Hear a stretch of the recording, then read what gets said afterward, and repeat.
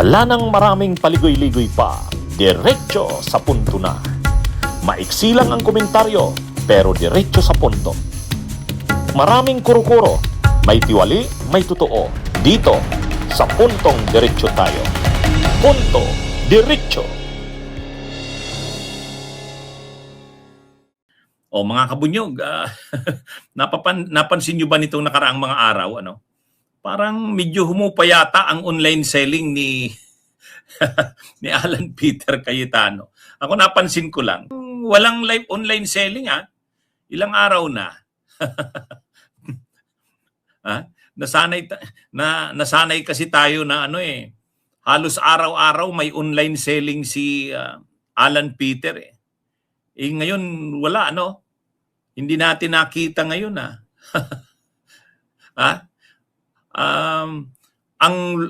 ang last time na narinig natin si Alan Peter, yung nagre-react siya doon sa security threat sa Senado na kinukontra ni Cayetano. Saan hindi daw siya naniniwala kasi hindi daw credible yung source kasi NBI daw. After nun, wala nang online selling, wala nang online selling. Ang isa sigurong dahilan ay na rin naman wala nang natitira sa kanyang ano pa bang alas niya, ano pa bang barahan niya para kilalanin pa siya na leader ng Senado. Wala na Ang pinakahuli doon, kumbaga yung ang pinakahuli doon na na-realize niya sigurong hindi niya talaga nakaya, yung pagperma doon sa pera, yung mga cheque, yung payroll ng mga empleyado. Ang kinilala na kasi ng Land Bank si Senador Win Gatchalian, di ba?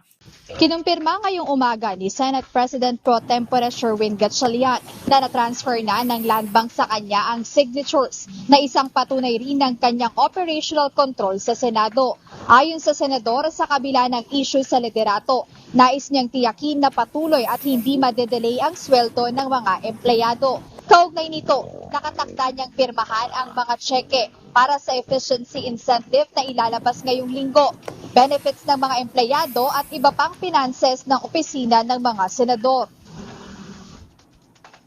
Today, na fully transfer na ng Land Bank yung signatures.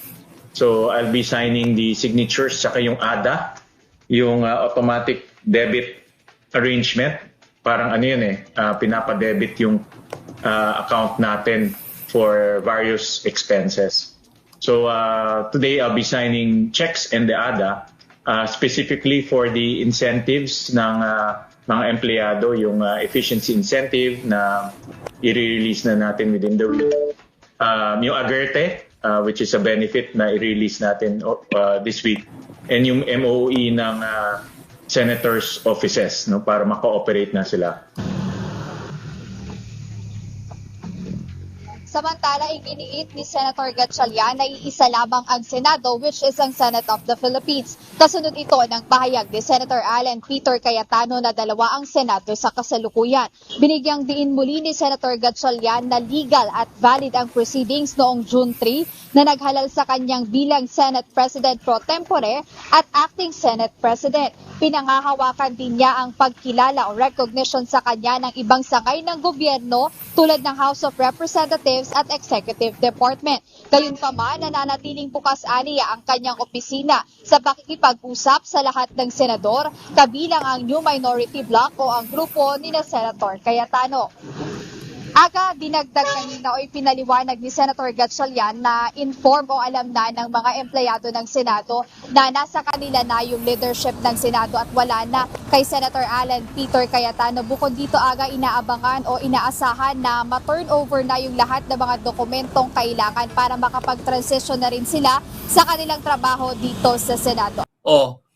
Kasi yan yung last na yan yung last na pwede niyang maging control. Parang, okay, si Gatchalian yung kinikilala ng Malacanang, si Gatchalian yung kinikilala ng mga ahensya ng gobyerno, Pero ako naman ang kinikilala ng Land Bank kasi ako yung signatory doon sa pondo.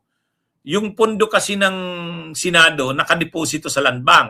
Doon kinukuha yung mga panggastos ng mga opisina. Doon kinukuha yung mga pangsweldo sa mga empleyado. So, dahil siya ang signatory sa mga cheque, siya yung authorized signatory. O kasi siya ang Senate President. O, ang problema ngayon, ang latest na naging development, kinilala na ng Land Bank na ang official na ngayong signatory sa mga accounts, disbursements, cheque ng Senado ay si Senador Win Gatchalian. Ano 'yon? At sa katunayan, pinakita nga mismo ni Senador Win Gatchalian, pumipirma siya sa maraming mga dokumento. Sabi niya mga cheque yung pinipirmahan niya. Payroll daw 'yon ng mga empleyado ng Senado. Ay doon medyo wala na. Ano pang natitira kay Ano pang natitira kay Cayetano? Wala na. Ang may control ng buong building ng Senado, yung Sergeant at Arms. O sino ang Sergeant at Arms ngayon ng Senado? Yung Sergeant at Arms nila Gatchalian. Yung mga hearing sa loob ng Senado, yung mga session, sino ang gumagawa nun? Yung Secretary ng Senado.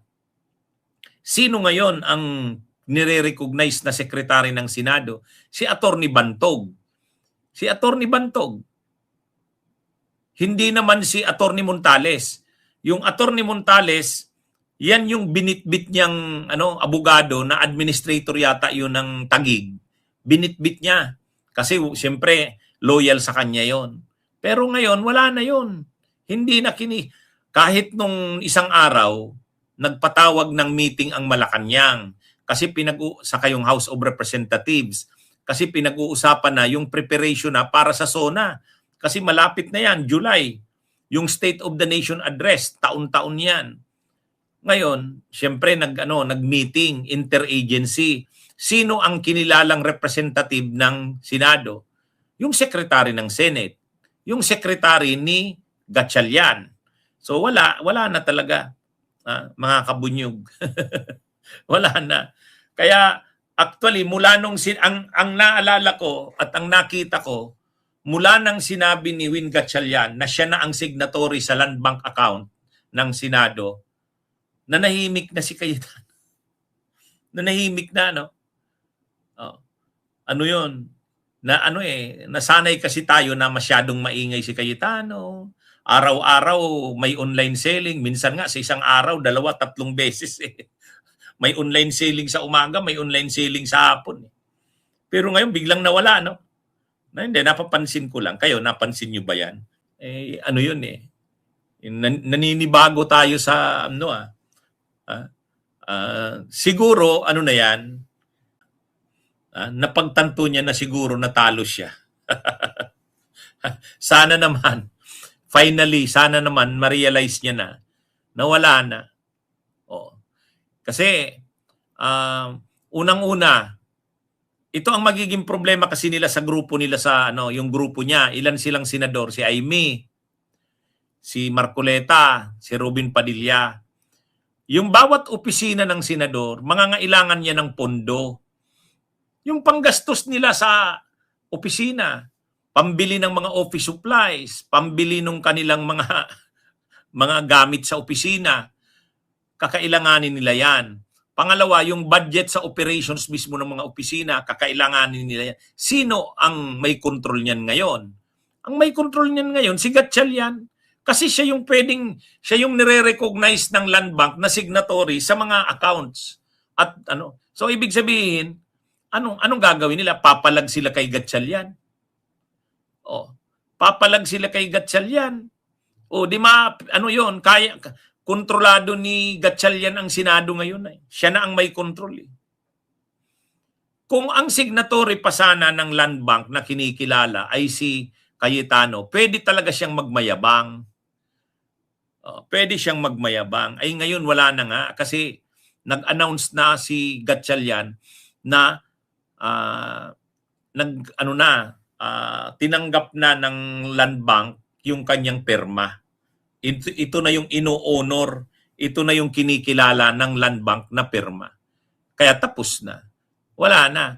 Baka i-delay pa o gipitin pa ni Gatchalian ang pag-release ng mga pondo nila sa bawat opisina ng congressman.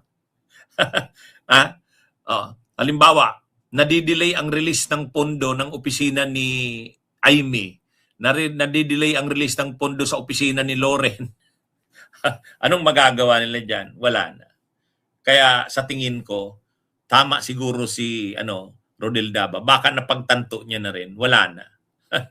Wala. Talo na talaga. Kaya siguro medyo na nahimik na. Sana lang Sana nga. Okay. Magandang araw sa inyong lahat mga kapatid. Bunyog, bunyog, halikan na kasama ka. Bunyog, kapag buklod ay may pag-asa. Luzon, Visayas, Mindanao, isa ang pananaw. Sa bagong Pilipinas ang bunyog isisigaw. Bunyog,